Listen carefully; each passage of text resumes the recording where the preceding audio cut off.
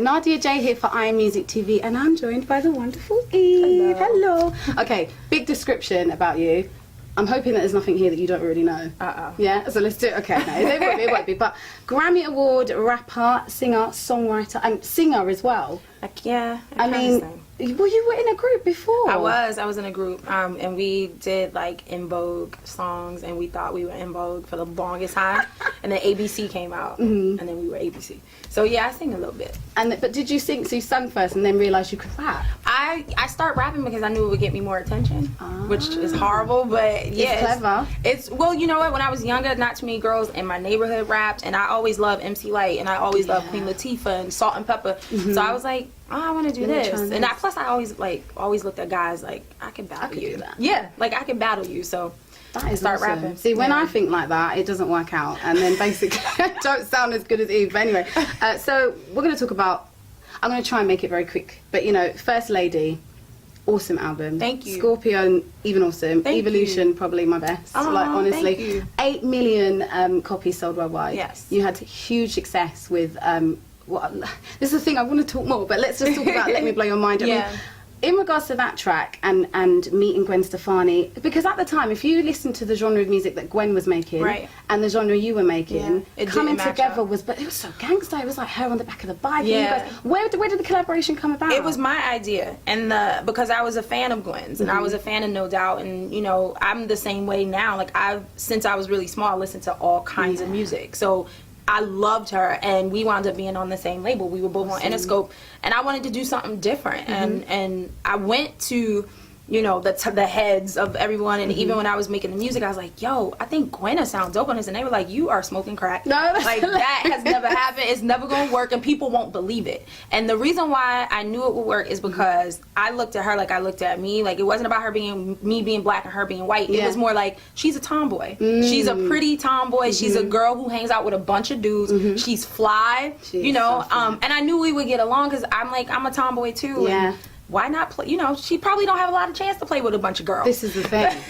So you've opened that door. And she was down to do it, and I was really happy. And I'm so glad you guys did, because that was just awesome. I'm going to take you back, right? Because my first memory of you was on your second single at the time, which is What You Want. Right. You had blonde cane rose. Yeah. You had like a silver dress on. I like how y'all say cane. You guys say cane rose. What do you guys call it? Cornrows. Yeah. But I like cane rose. That's cute. Let's do cornrows. So you had blonde cornrows. Yeah. Would you really? Because at the time, it was, you know, you had Little Kim out, we had Foxy Brown, Lauryn Hill was coming up. Yes. Everyone's so different. Did you really decide, was it a conscious decision to be like, do you know what, I'm just going to be Eve the tomboy? 100%. Yeah. But that was who I was. It wasn't me trying to be anything. I only ever wanted to be myself. Yeah. And that was a big deal for me, that lyrically as well, like that I always tell people I'm a lyricist first. Yeah. Because I want people to hear my words. I want them to hear what I'm saying and respect me for that. I didn't want to be, you know, I just didn't want to be naked. Plus, I didn't feel comfortable like that. It wasn't my personality. Okay, cool. Yeah. I want to talk about your feature on Missy Elliott's Hot Boys. Yes.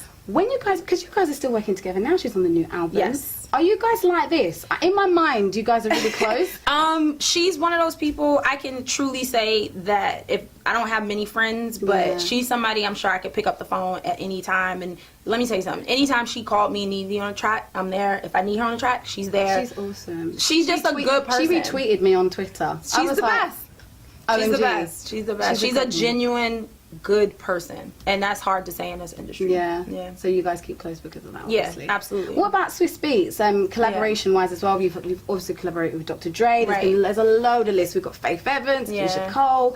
You've done a wealth of people. Yes. You worked with Swiss on Tambourine. Yeah. And he was also on What You Want. So is that another kind of relationship that you guys had for a long time? Oh my God, we came up together, really. If you think about it, like we both were. What's crazy is I always say I was the stepchild of Rough Riders, because all of them knew each other. You know, like Swiss, literally, that's his uncle that owns Rough Riders. So, but as in age and kind of popularity, we were both the same age, coming up at the same time. So I think we got each other so well because of that. Like we both knew we were kind of like the underdogs. Yeah. And I think that's why we worked well together.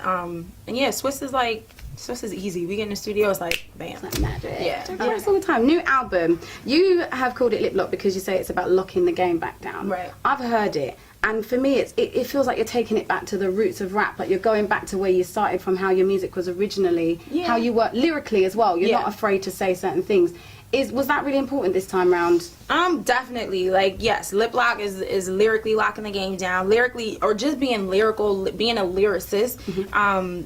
It was important for me to have some, I don't know how to say it, I guess some real meat on the album. I didn't want bullshit tracks. I didn't want to just be having fun. I wanted to be talking about stuff, and I wanted to I don't know, I wanted it to feel like something. You know, I wanted an album that when you put it on, it's that album that makes you feel something, or there are songs on there that make you feel a certain way.